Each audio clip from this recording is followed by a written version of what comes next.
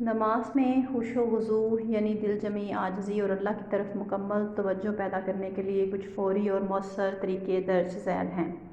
نیت کو درست کریں۔ نماز سے پہلے دل میں پختہ ارادہ کریں کہ آپ اللہ کے سامنے کھڑے ہیں اور یہ دنیا کی سب سے اہم ملاقات ہے۔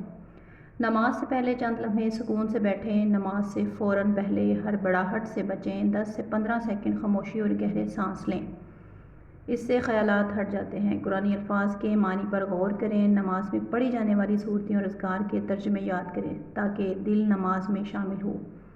مثلاً الحمدللہ رب العالمین، تمام تعریفیں اللہ کے لیے ہیں جو تمام جہانوں کا رب ہے۔ اللہ کو دیکھنے کا تصور کریں۔ حدیث میں آیا ہے اللہ کی عبادت ایسے کرو گویا تم اسے دیکھ رہے ہو، اور اگر یہ ممکن نہ ہو تو جان لو کہ وہ تمہیں دیکھ رہا ہے۔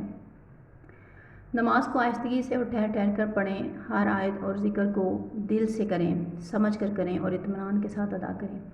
وضو کو دھیان سے کریں۔ وضو صرف جسمانی صفائی نہیں بلکہ روحانی تیاری بھی ہے۔ دھیان اور سنت طریقے سے کریں۔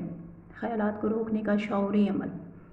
نماز میں کوئی دنیاوی خیال آئے تو فوراً خود کو یاد دلائیں کہ اب میں اللہ کے حضور ہوں، یہ خیال بعد میں سوچ لوں گی۔